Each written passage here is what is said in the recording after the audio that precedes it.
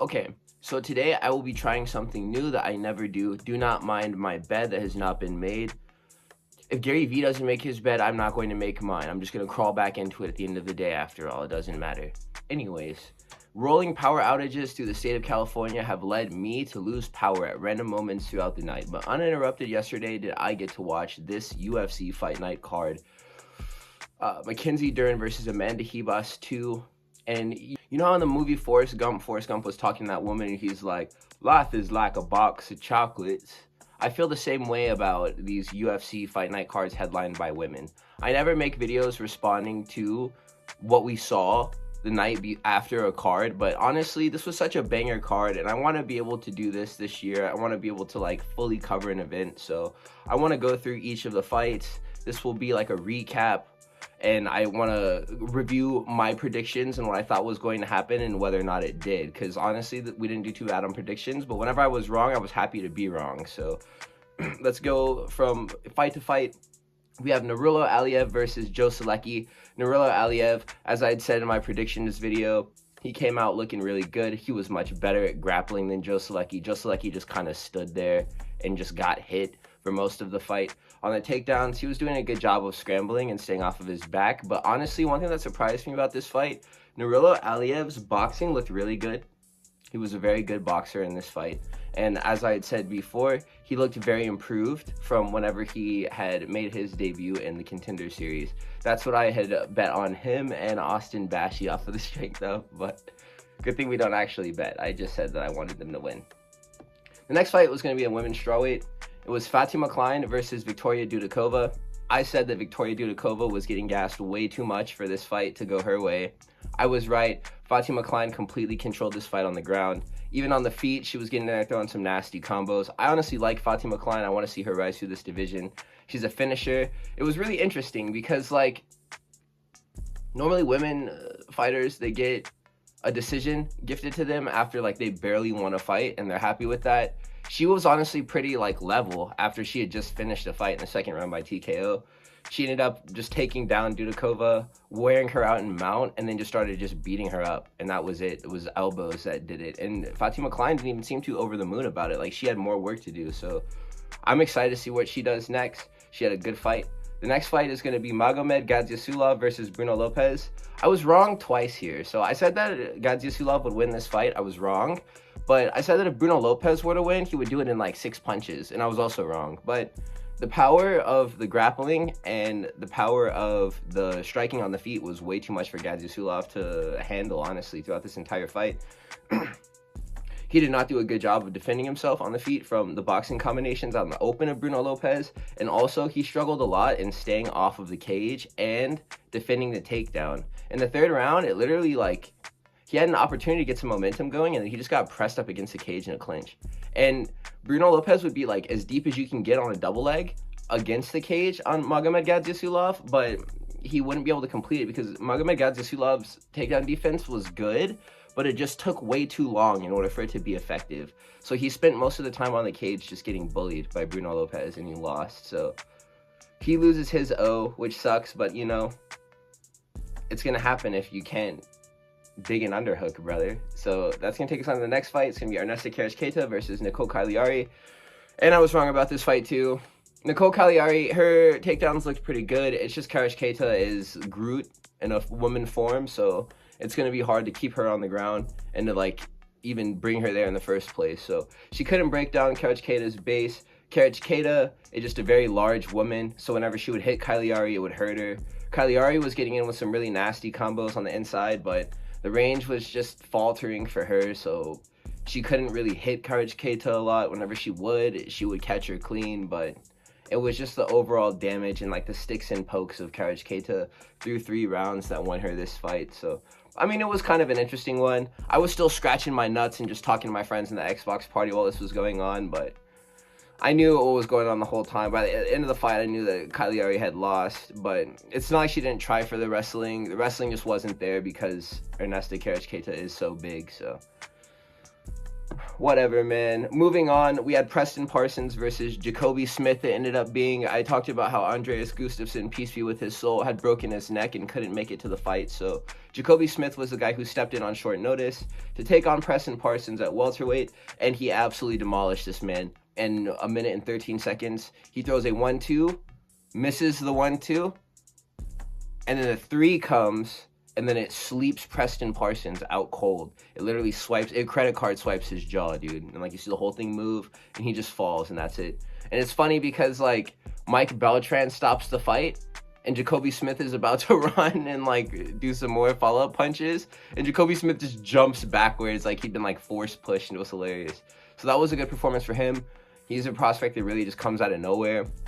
I'm not even sure if he had been fighting in the UFC before this. I think this might have been his debut, but I think it was. So it'd be nice to see what he does. Preston Parsons is literally a deer in the field, so let's see if he can recreate that same type of finish against like an actual contender. The next fight, it's going to be Thiago Moises versus Trey Ogden. Thiago Moises won this fight because Trey Ogden is not an elite level fighter like I had said that I had not recognized him as.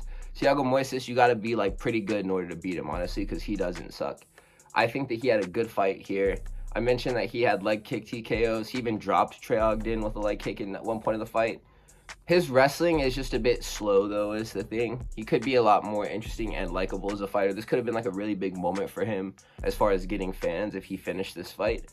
But he was just moving through his positions way too slow in order to get that finish. But I like Thiago Moises. I think that he does good. He's a nice gatekeeper for this division. 19-8.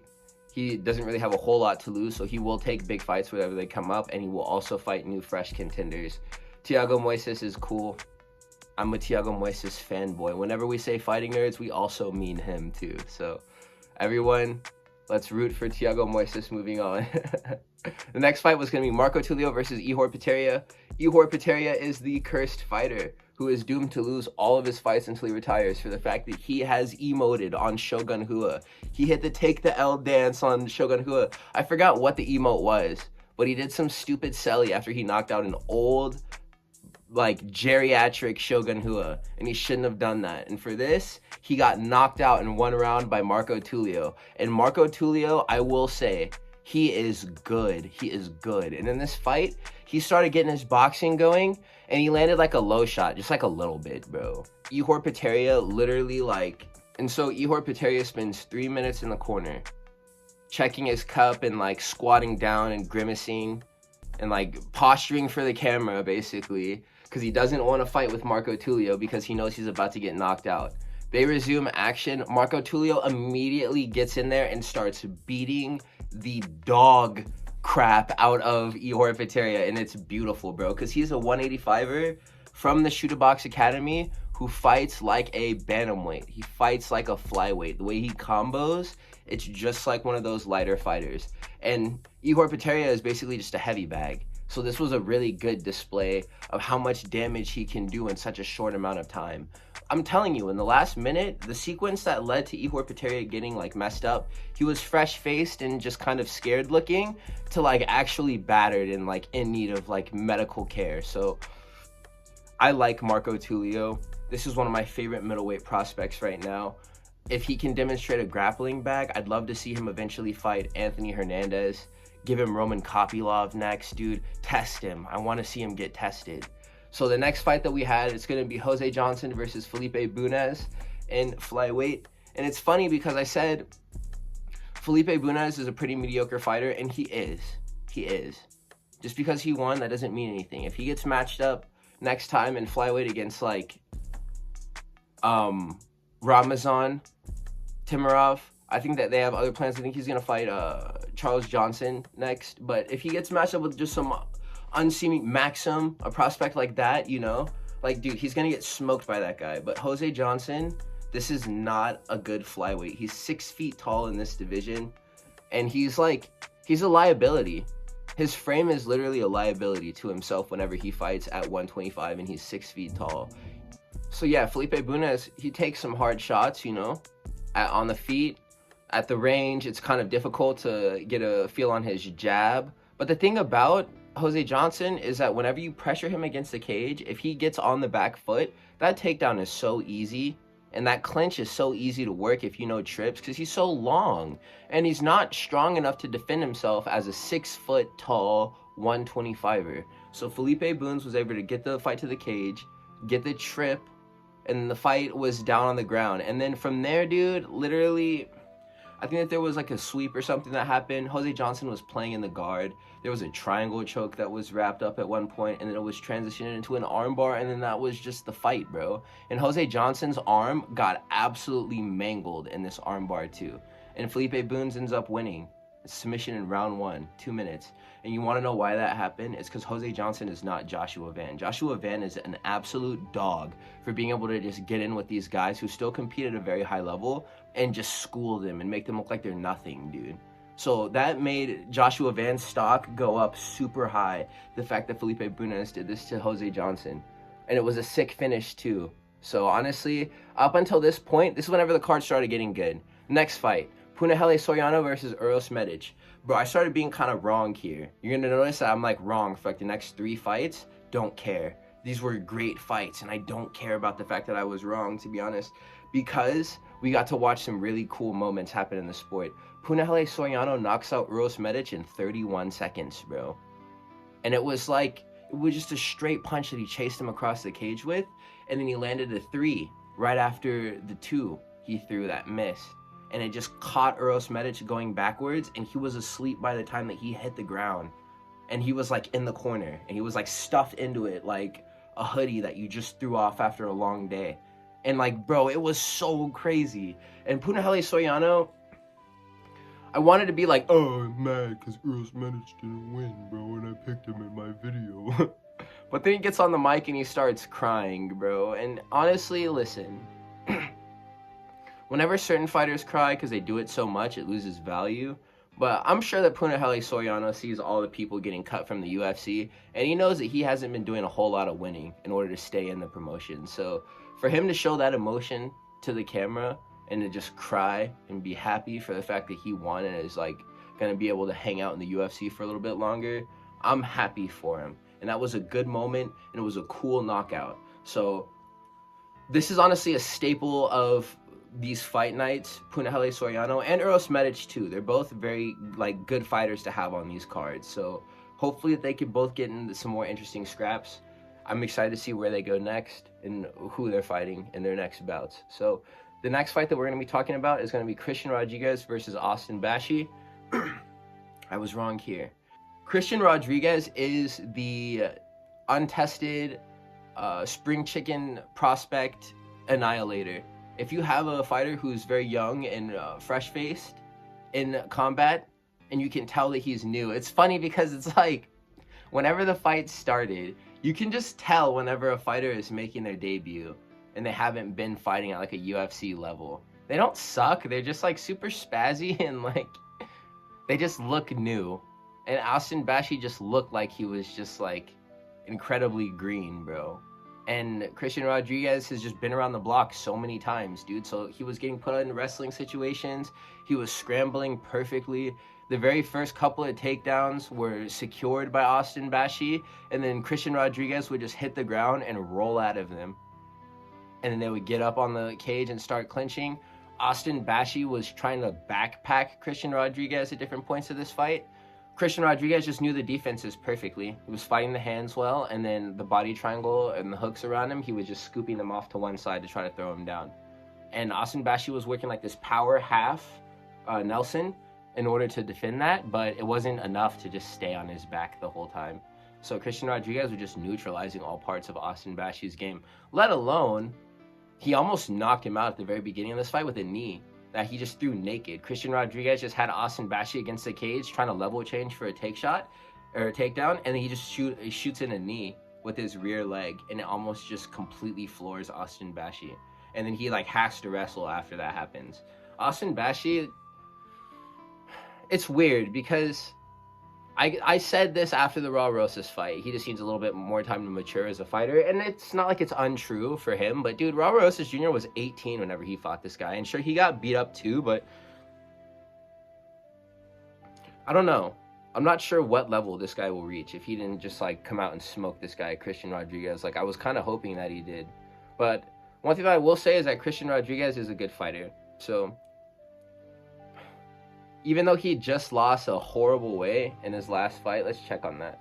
Yeah, like Julian Erosa just like whooped his butt, and that's not a good look. I get he's a solid fighter, and he will show up whenever it comes to testing these young contenders.